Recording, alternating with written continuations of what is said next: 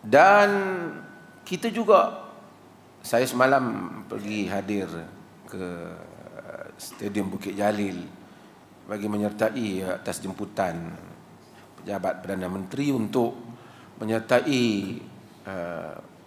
menyambut mereka yang pulang daripada Sumut Flotilla. Macam-macamlah orang punya ulasan, tetapi ia satu komitmen, satu kumpulan manusia daripada rakyat negara kita pergi. Ada orang kata itu dan ini tentang kerana nak glamour ke apa, itu kita tak tahu. Kita tahu apa yang mereka buat itu telah memberikan suatu kesedaran dunia tentang Palestin.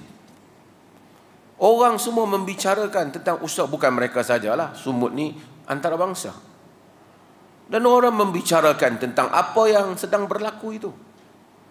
Dan kita juga puji mereka yang bukan yang bukan Muslim, Greta dan ramai lagi yang terlibat. Ini adalah suatu benda yang luar biasa, sehingga masyarakat dunia dapat melihat.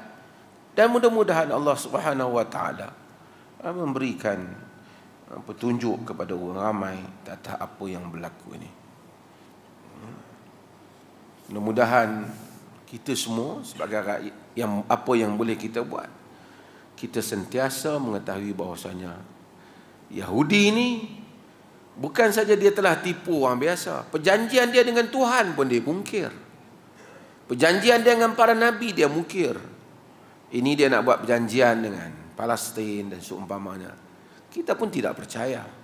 Tapi mungkin sebagai satu nafas supaya rakyat umum tidak dibom, mungkin pihak kepimpinan pejuang Palestin melihat sudut-sudut yang tertentu supaya memberikan nafas kepada mereka untuk kembali berjuang.